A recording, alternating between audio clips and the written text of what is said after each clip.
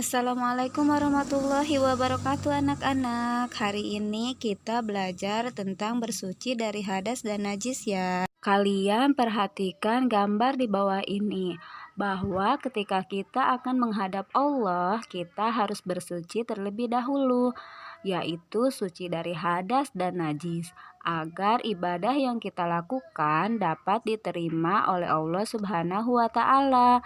Kali ini Ibu akan menjelaskan materi tentang bersuci dan juga jenis-jenis hadas dan jenis-jenis najis yang dapat menghalangi kita untuk beribadah kepada Allah.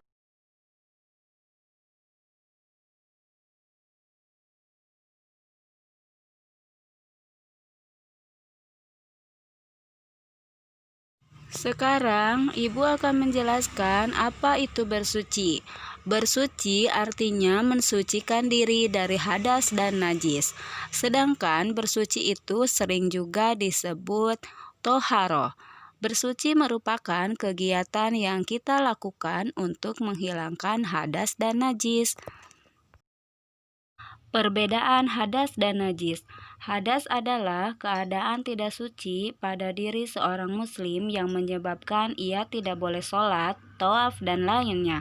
Sedangkan najis adalah kotoran yang menyebabkan terhalangnya seseorang beribadah kepada Allah Subhanahu wa Ta'ala.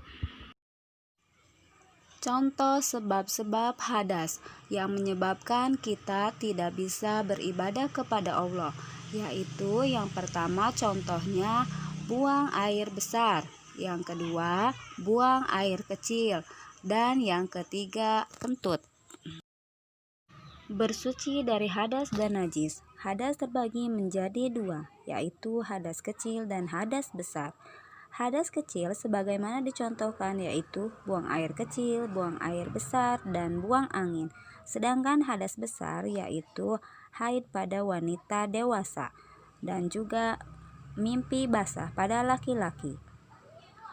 Hadas kecil adalah hadas yang mewajibkan kita untuk berwudu, sedangkan hadas besar adalah hadas yang mewajibkan kita untuk mandi. Macam-macam najis. Pertama, najis mukhafafah atau disebut juga dengan najis ringan. Kedua, najis mutawasitoh atau disebut juga dengan najis sedang. Ketiga, najis mukhaladzoh atau disebut juga dengan najis berat.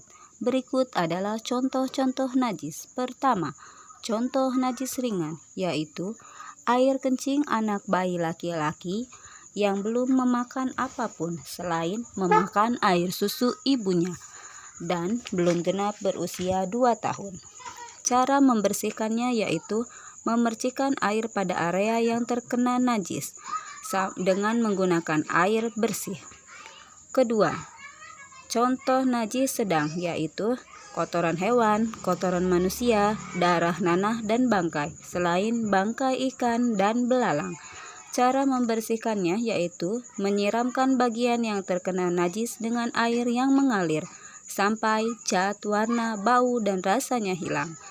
Ketiga, najis mukhaladzoh atau contoh najis berat, yaitu terkena air liur anjing atau babi. Cara membersihkannya, membasuh bagian yang terkena najis dengan air sampai 7 kali. Salah satunya dengan air tanah.